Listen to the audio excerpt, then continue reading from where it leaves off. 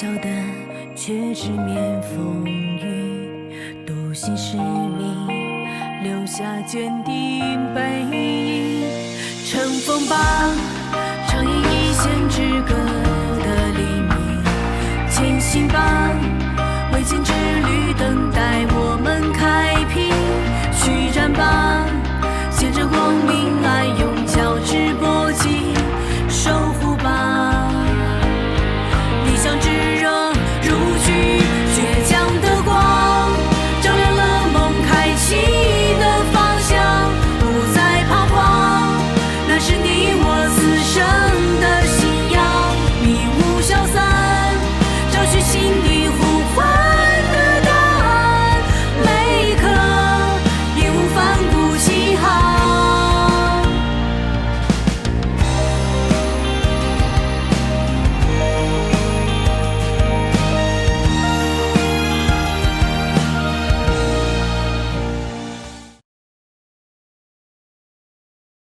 我这里有格麦斯夫人所提供的证据，这个证据是她和中国籍丈夫刘毅的结婚证原件。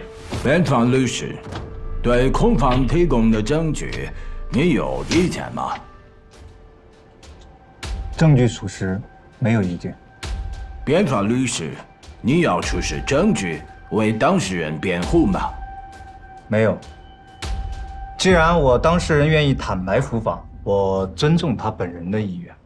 这律师怎么这样啊？一点都不辩护的。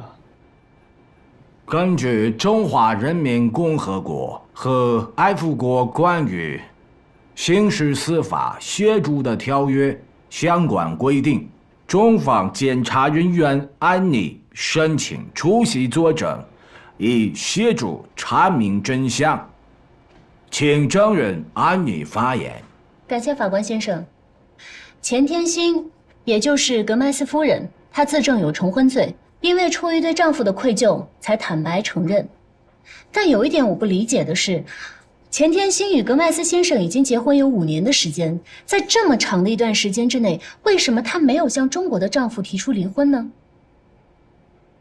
这是葛麦斯夫人自己的选择。在这5年里，葛麦斯夫人既爱着她在 F 国的丈夫葛麦斯先生，又对中国丈夫余情未了，处于个人情感纠结当中，所以延续到今天。既然如此，那钱天星为什么没有私下向格麦斯先生坦白，并请求他个人的谅解或者是惩罚？正如辩方律师所言，情感是私人的事情，为什么他一定要站在法庭上来自首呢？葛麦斯夫人是有宗教信仰的，她认为只有接受法律的惩罚，才能为自己赎罪。好，钱天星他自认有罪，但是凭他单方面交出的一份结婚证，证明他在国内有重婚罪，证据明显是不够充分的，除非钱天星愿意提供她中国丈夫刘一的全部具体身份信息。安妮小姐，你这是故意给我的当事人出难题呀！我必须提醒你，证明夫人有罪是 F 国检察官的责任，而不是我们的。没有关系，既然你们无法提供，我方的办案人员已经搜集到了关于刘一的全部资料。还请法庭过目。根据我方的调查，钱天星在中国国内的婚姻并不合法，所以这段婚姻被视为无效。他跟格麦斯先生的婚姻是合法的，所以他并不存在重婚罪。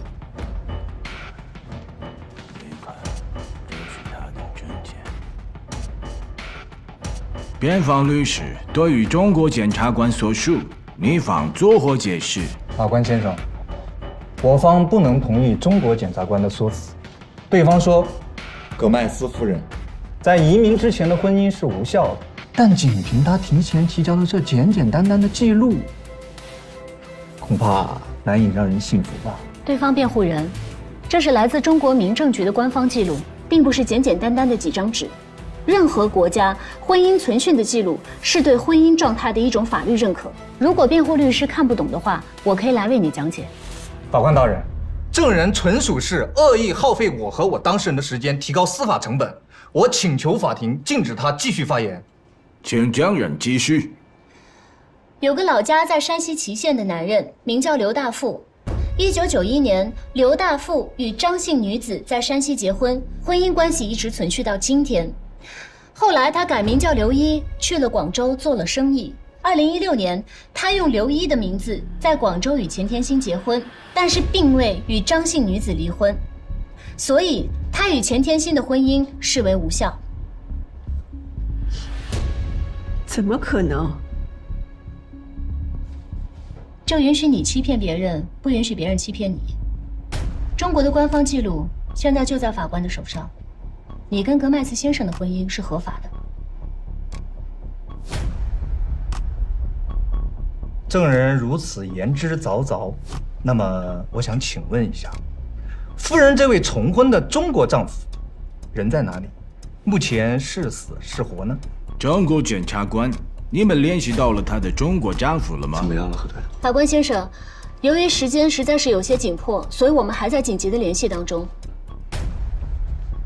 尊敬的法官，对方证人口口声声说我当事人葛麦斯夫人没有重婚，却连她那位中国丈夫人在哪里都说不出来，我怎么能知道有关其人的信息不是伪造的？当事人不露面，没有亲口承认，针对这样没有确切证据的控诉，我方实在不屑辩解。辩护律师，虽然我们现在还在联系刘一当中，但是他的婚姻证据确确实实的就在法官面前，这也就足以证明钱天星女士与刘一先生的婚姻在中国法律当中不被承认。法官先生，中国检察官说 Mad 在中国的婚姻无效，可他们却迟迟拿不出可靠的证据，只靠他们国家的一份记录在说话，更没有再全面的证据了，更不可能联系到 Mad 在中国的丈夫作证。就此情况，我们提出质疑和反对。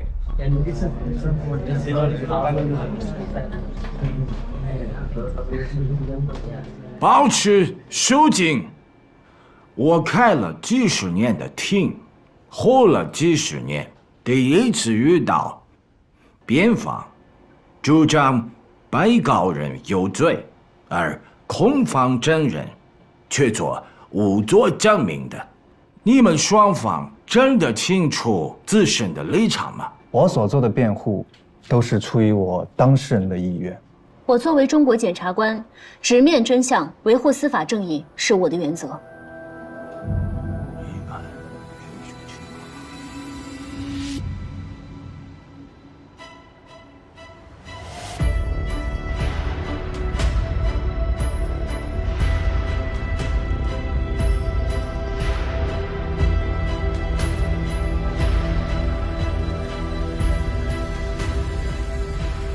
既然中方证人无法提供更多的证据来证明戈梅兹夫人在中国的婚姻无效，那么按照法律规定，我宣布。法官先生，我方还有重要的证据没有提交。法官先生，请你相信我，我们的证据现在正在路上，我相信不会耽误法庭太长的时间。只要证据到了，我一定第一时间交于法庭。何队，现在什么情况了？我留意了，但是他不愿意出来作证。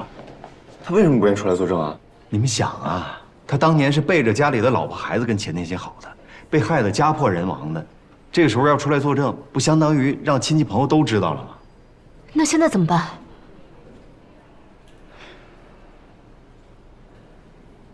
小王，你还在现场吗？你把手机开到免提。法官先生，事实证据已经确实充分了，我不明白还有什么必要继续这次庭审。我认为这不过是对方对我当事人心怀不满、拖延时间、筹划报复的一种手段。我实在不知道对方作为中国方面的检察官，与我当事人究竟有什么私人恩怨，为何要反复的纠缠我当事人？一切都已经清晰明了的情况，还刻意拖延时间，这难道不算骚扰我当事人吗？辩方律师，稍安勿躁。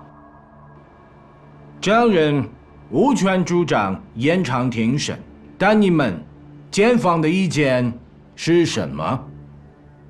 为了保证本案信息的充分和真实性，我请求庭审稍作延迟。稍作延迟是多长时间？难道让整个法庭、让所有人都等着你们吗？法官先生，我请求发言。同意。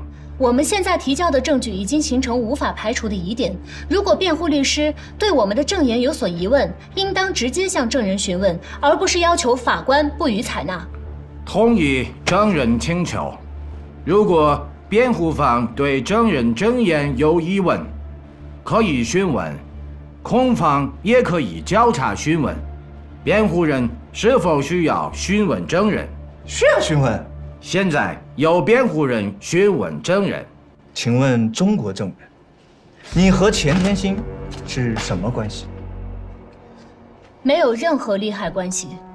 你是否是钱天星的中国案件承办人？我院尚未收到对钱天星移送批捕起诉，我作为检察机关的工作人员，尚不能成为钱天星的案件承办人。那么你前来作证的目的，是否是考虑对我当事人进行引渡？按照《中华人民共和国和 F 国关于刑事司法协助条约》第1条第3款规定，本条约并不适用于引渡相关人员。我今日出庭，并不是为了引渡钱天星，我今日出庭是作为证人，协助法庭查明真相。可是，如果我当事人脱罪，不正是为你们引渡他去中国受审创造便利条件了吗？辩方律师的提问跟本案无关，没有任何关联性，我拒绝回答。刘毅先生你好，我是江城公安局刑侦支队的何路元，我们现在正在东南亚某国的法院，为了争取引渡钱天星回国而努力。他为了不被引渡，自曝自己有重婚罪。如果这个罪名成立，那我们就没有办法带他回国，接受中国法律的制裁。这是你希望看到的吗？刘毅先生，你想想，你今天这个样子是谁害的？是谁害你东躲西藏、家破人亡的？你愿意钱天星继续逍遥法外，继续骗别人吗？刘毅先生，现在你的证言对我们很重要，时间紧迫，我们需要你的帮助。法官先生，关于钱天星中国丈夫的情况，我想就此事询问钱天星女士。反对。检察官先生，你用我当事人已经不用的曾用名称呼他，是想暗示什么吗？那么我收回，我想质询葛麦斯夫人。中国有句话叫“醉翁之意不在酒”。检察官先生，夫人自愿认罪，而您身为指控犯罪的检察官，费这么多周折，是为了撤诉吧？不惜混淆是非，也要帮助你的中国朋友们把夫人带去中国，这是一个检察官应该做的吗？好混淆是非，把夫人带去中国受审，这种明目张胆的利用公权力打击个人的行为，我觉得对葛麦斯夫人非常的不公平。辩护律师，请你注意一下你的言辞，如果再这么口不择言的话，你可能会因为扰乱法庭秩序而受到处罚。安妮小姐，如果你真的有证据的话，还是请你马上拿出来吧。好的，法官先生。钱天星女士的身份，在此我无法提供任何有价值的判断。但是我想在提交证据之前，有件事情再确认一遍。钱天星女士，你确认那位刘一先生确实是你的前夫吗？这公诉书上写得一清二楚的，你还有必要问我吗？那你今日在法庭上的话和当日入籍 F 国国籍的话是否真实？这说出去的话就如同泼出去的水，是收不回来的。很好，那么之后我们在这个问题上就不用再纠缠什么了。葛麦斯夫人，我最后要提醒你的是，夫人，庭前你是发了誓，不能做为证的，不然的话，你将面临伪证罪。够了，不要再拖延时间了。你们的证人安姬小姐，她到底还能不能提供她所谓的证据？要是不能的话，那么还是请法官先生宣判吧。辩方律师，请你先不要着急，我们已经向法庭提交了一段视频证据。法官先生，请允许现场播放我方证人的证言。同意。谢谢。尊敬的法官，我是刘一，我的真名叫刘大富，这是我的身份证。5年前的7月，我和钱天星一见钟情，很快我俩结为了夫妻。可是我做梦也没想到，他把我所有的钱和财产骗光了之后，就人间蒸发，就消失了。幸亏我当时留了个心眼儿，我没有真的和他结婚，因为我有家庭。我用的是刘一这个名字和他结的婚，所以我和他的婚姻是无效的。我听说法庭要起诉他重婚罪，在这儿我愿意郑重地跟法庭作证，我刘大富和钱天心婚姻是无效的，所以他不存在重婚罪。钱天心骗走的我那些钱和财产，是我大半辈子的血汗钱，他害得我一无所有，债台高筑，东躲西藏。钱天心，你坏事做绝，你不可能过得好。之前我顾虑太多，但是我告诉你，现在我不怕了，我就是拼着家破人亡，我也要把你拉下来。钱天心，你别以为就你聪明，我也骗你了。我不叫刘一，我叫刘大富。我有老婆，我有孩子。我跟你结婚，我就是逢场作戏。像你这样的狐狸精，我告诉你，没有男人真心的对你。你只配给我当小老婆，我老婆比你好100倍。我破产了，我老婆陪着我，我一无所有了，我还有亲人。钱天心，请问你有什么？你什么都没有。我告诉你，钱天心，我就是要当着众人，我戳破你，我让你回国把牢底坐穿。我要让你这样的蛇蝎女人，你一辈子就别想再害人，你害不了人，你害不了。别再放了。再等会儿，我们还有机会。我跟你说，让他们别放了。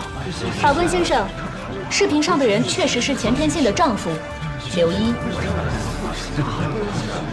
苏警，安女小姐，除了视频，你还有别的证据吗？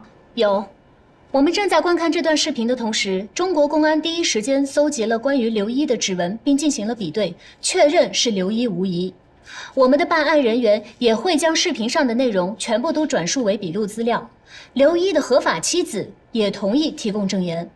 上述的资料会以传真的方式传到法庭，其他的原件会以司法程序递送。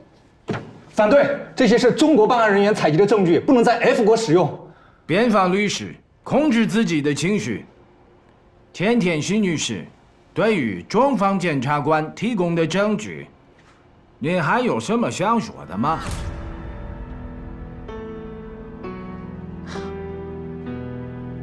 我真的是看你的表演都累了，不如来点爽快的行吗？你还有什么想说的，你就尽管说，不要搞这些有的没的来恶心我。安妮小姐，你到底还想用是什么招？你尽管都使出来行吗？我的证言到此为止。为了有利于法庭审查全案事实，我申请退庭。请众多证人退出法庭。控方申请举证。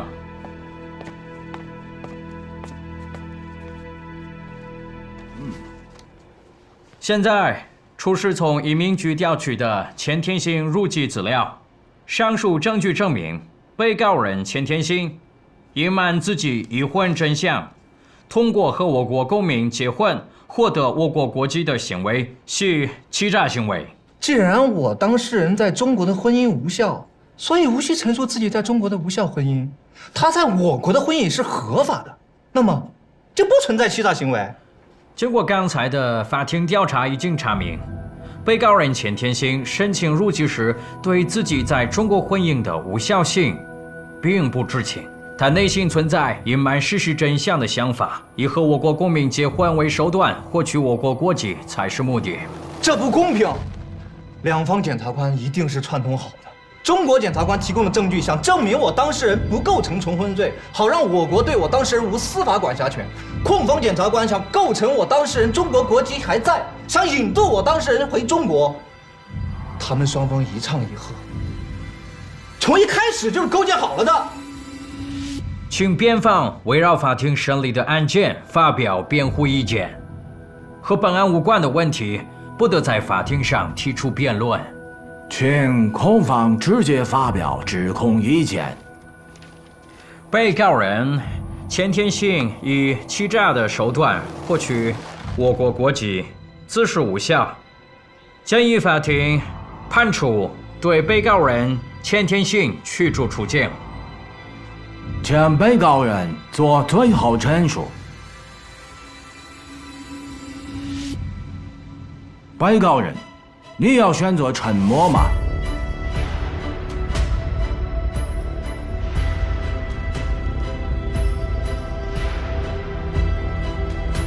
我没什么好说的。起立。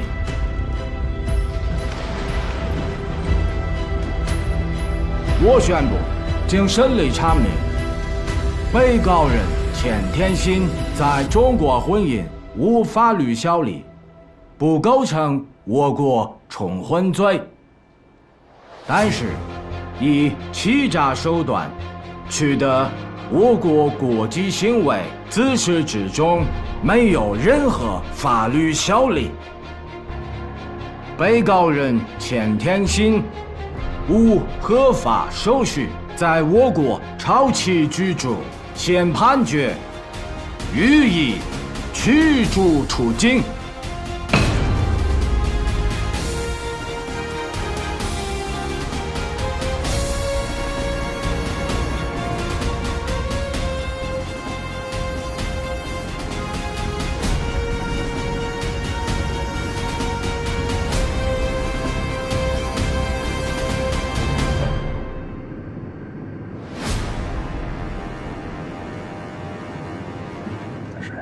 谢谢。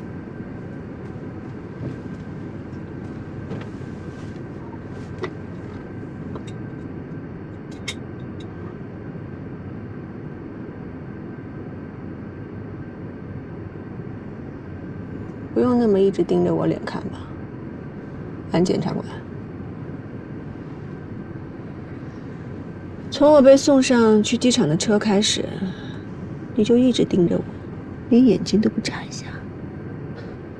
什么意思啊？盯着你是他工作的一部分，他这是敬业。唉，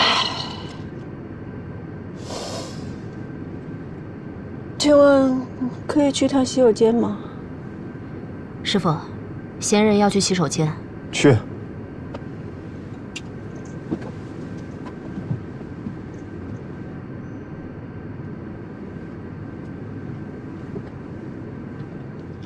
搜身。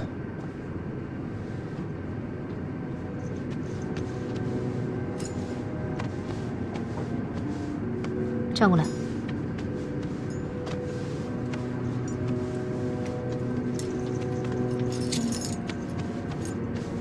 伸直了。师傅。把这事儿给记下来。是。你还去洗手间吗？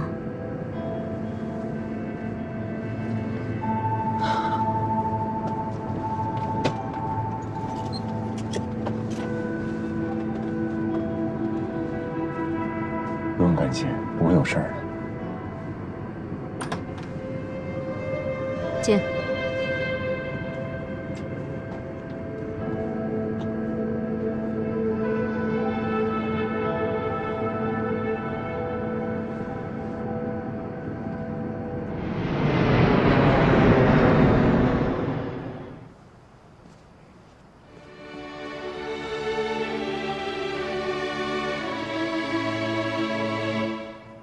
出来了。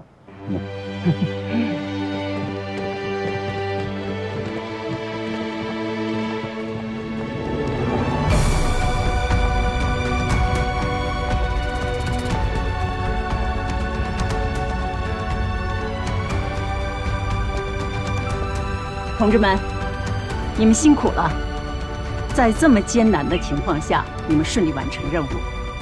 我呢，要亲自给你们所有人庆功。郭姐，不辱使命。我为你骄傲。局长，钱天心一案相关嫌疑人和证据全部带回国，请局长指示。干得不错，以后可以吹牛了。啊！归队。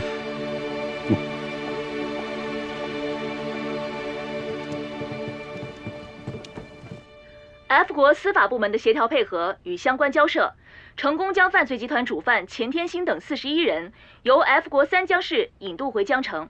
目前，钱天心等人已经被移送至江城市看守所进行羁押。目前案件正在进一步审查中。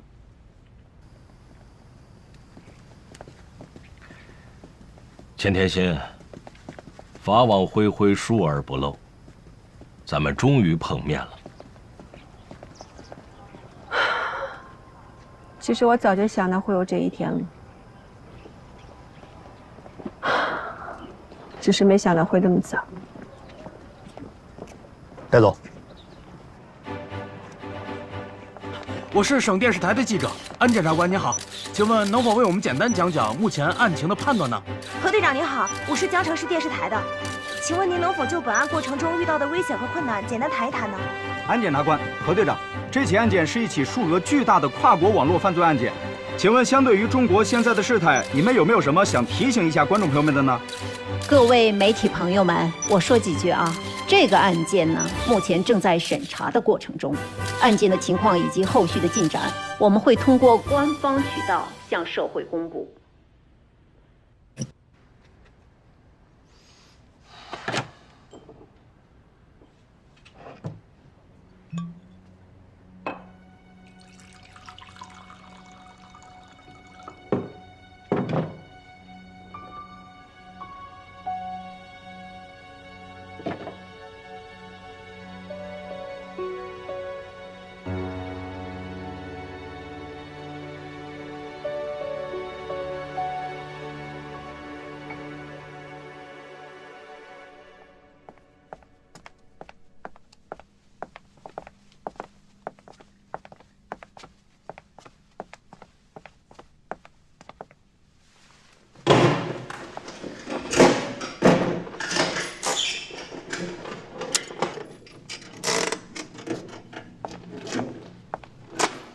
犯罪嫌疑人钱天心，请你看清楚我们的工作证件。今天是我们依法对你进行正式的询问。姓名：钱天心。国籍：中国。李逵，给他读一下犯罪嫌疑人的权利义务告知书。根据《中华人民共和国刑事诉讼法》的有关规定，犯罪嫌疑人有以下权利。行了，别再读了。这些我都知道，大家都挺忙的，也没必要一项一项的走这些流程了吧？钱天心，可能你知道我们的流程，对我们有一定的了解，但你现在唯一的出路就是跟我们合作，主动交代你犯下的罪行。警察同志，你不用给我费这些口舌了，咱们都知根知底儿，也算是熟人了，别来这一套了，行吗？你们放心。我都会说的，你们知道的还有不知道的，我都会全部告诉你们，可以吗？好，那咱们就开始吧。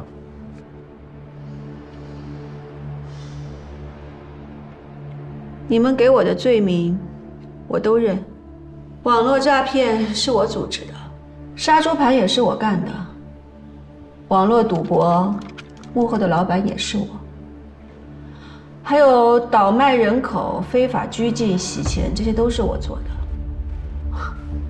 别着急，我会一桩一桩把我犯的这些滔天大罪，全部都和你们说的。先从网络诈骗开始说吧。别看你们追了我那么久，其实你们对我的手段真的是知之甚少，甚至可以说是冰山一角。其实我们赚钱，并没有你们想的那么复杂。无论是什么社会阶层、男女老少，还有学历高低，都不重要。因为每个人都有他们的弱点，他们每一个人都有可能成为我们的潜在客户。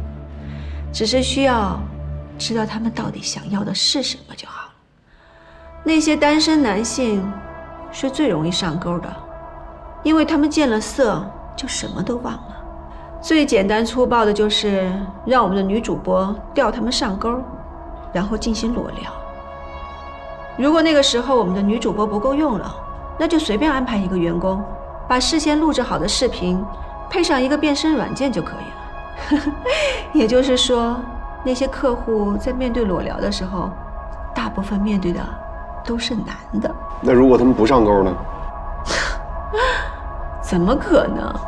如果真的不为所动，那就说明他可能不止好色，他还好财，那就投其所好，换个方式对付他就好了。王哥，告诉你个好消息呗，你之前在我姐姐推荐的平台投放的1万块钱已经有收益了，你知道有多少吗？3天就有2400了，真的，我没骗你。哎，对了，我偷偷告诉你个消息，你可别告诉别人哦。现在平台最后一次募资要追加3倍收益，不过截止今天晚上12点就要结束了，现在剩下的名额已经不多了。王哥，你得抓紧点时间了。当然，比起这些，很多人追求的是更大的刺激。在线赌博带给他们的不确定性和刺激感，会让大脑持续的分泌内啡肽，也就是说，他们会废寝忘食的用掉身上每1分钱去赌博，哪怕他们明明知道这就是个坑，也许他们第2天早上起来后悔莫及，可是到了晚上，他们仍然无法抗拒这种诱惑。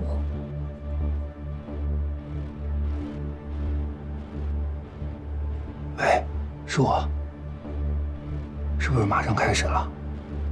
跟，我继续跟。女性也很容易成为我们的目标，特别是那些单身或者感情不顺利的女性，因为我们早就在国内包装经营好了各种不同的人设，我们可以根据那些女性的不同喜好，随便找一个人设去应对她就好了。小姐，你这是干什么呀？你神经病吧你！你这个人是不是脑子有毛病？我给我家宝贝转账跟你有什么关系啊？你在这兜什么嘴？小姐是这样的，你赶紧，对方真的很有可能是骗子。只要那些女人一旦上了套，那就是死心塌地。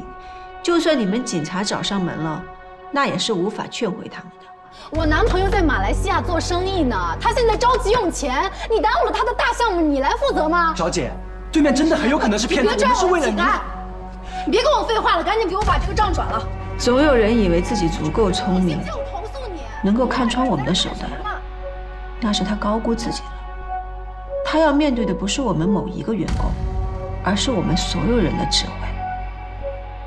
如果我们的员工发现哪一个难以对付的目标的时候，就会复制那个目标所有的对话到我们每一个部门群里面，而我们每一个部门群里面都有几十个人。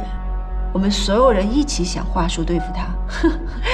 现实生活中，男朋友没有时间陪对象，可是我们这儿不一样，我们是24小时轮番每一个人陪着他。你说能拿不下来吗？这些受害人是怎么出境的呢？哎，这就更简单了。你要知道，现代的年轻人都非常向往去国外，他们认为在国外就是多金，到处都是美女的世界。我们只需要提高薪资，然后给一张机票，他们就自觉自愿地飞到这儿来了。儿子，你听话呀，对不？不要听，有啥子不好的嘛？他们说的那些高薪是骗你们的，骗你们去搞网络诈骗，那是犯罪的。只要能赚钱。儿子。你别说这些，还有很多人本来就是我们的目标，榨干了他本来就需要钱，这时候劝说他跑路，10拿9稳。到了我们这边之后，再让他去寻找新的目标，我们就形成了一个稳定的循环。就这样，我们的公司就越来越壮大。还有那些在国内欠了一屁股债的人，被限制出行了，哼。比如说，就像张小北一样。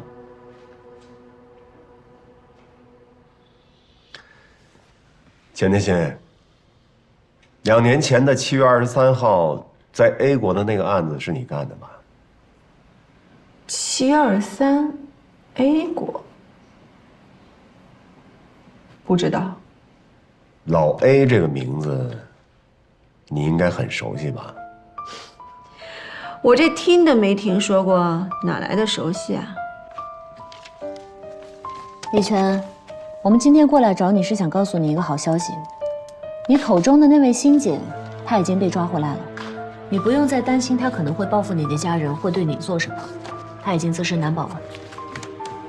我早知道这娘们儿会有这么一天的。我们今天过来是想问你2个问题。第一，你到底知不知道谁是老 A？ 第二，你到底是知道还是不知道谁是当年设计杀害张婉如的那个主谋？这个老 A 吧，我以前是说得很清楚的。我虽然从欣姐和其他同事嘴里听到过这个老 A， 但是他长得什么样，我真的不知道。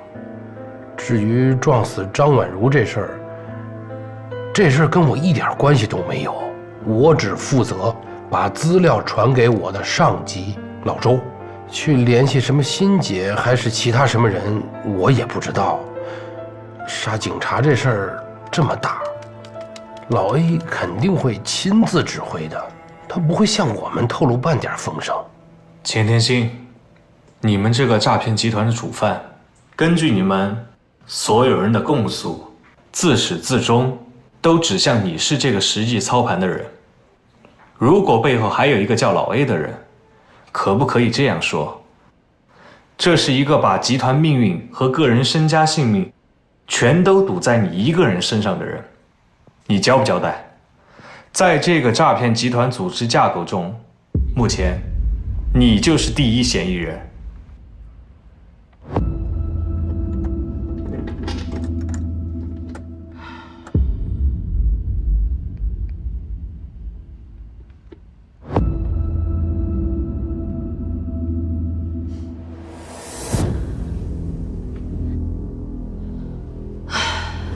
算是怕了你们了，行吧？那我就都招了吧。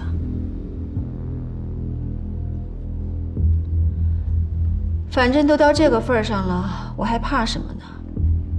左右都是死，再加一条杀人罪，也没什么大不了的。你想清楚了再说，这个问题非常重要。你别在这里吓唬我，我钱天心说过的话就算话。我现在就告诉你们，我就是老 A。当年 A 国那档子事儿，就是我干的。是你们在现场没把我抓到，怪你们自个儿没本事。至于那个女警察吧，没错，是我派人杀的。当时 A 国那个人出发之前，我还专门叮嘱了他，一定把人给我看准了，油门得给我踩到底，要把人给我撞得高高的，让他死得透透的。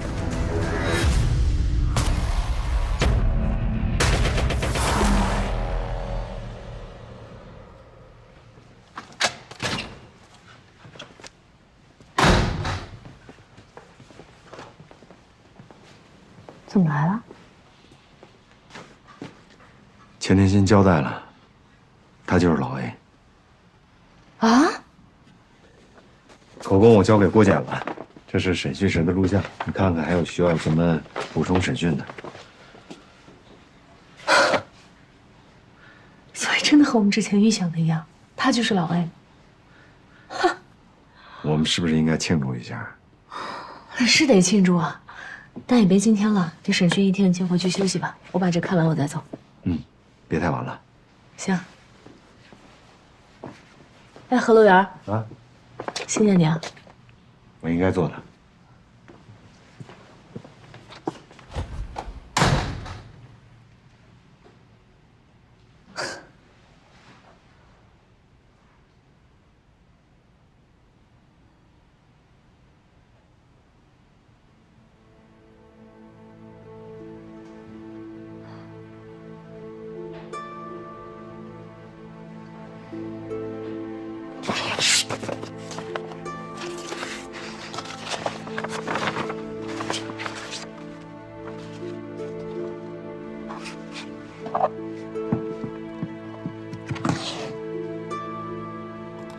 我就是老 A， 你们一直想抓的723专案的那个犯罪集团的负责人。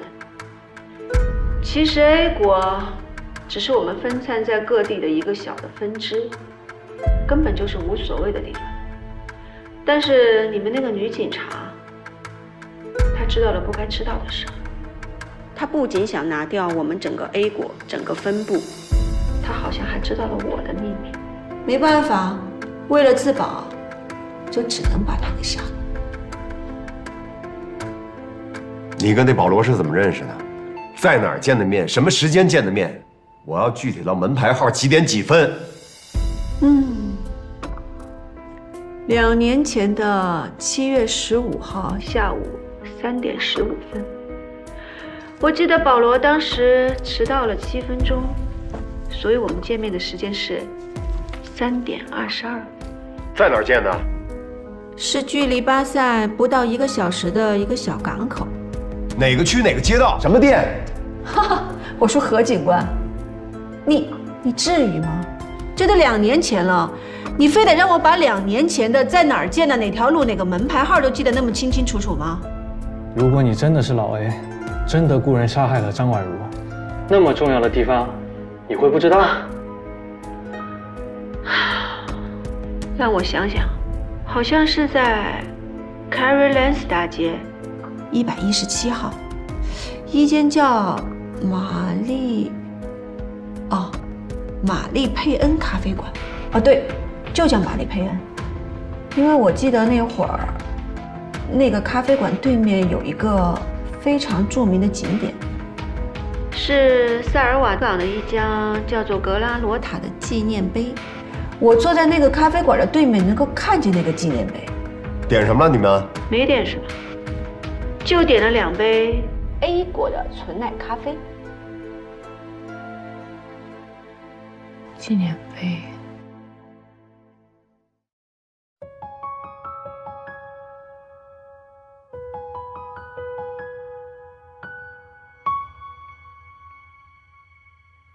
微弱的烛火，闪烁的泪光，孤独的时候，悲伤不用紧张。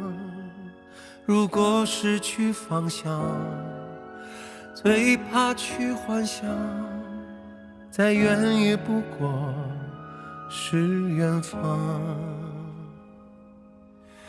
淡水很失落，落下都冷了，这是一段被人遗忘的时光。曾经握的双手，就算换了形状，只要剩下一个跳动热血的心脏。暴风雨很漂亮，可以自由的疯狂，也许这更像是命运乐章。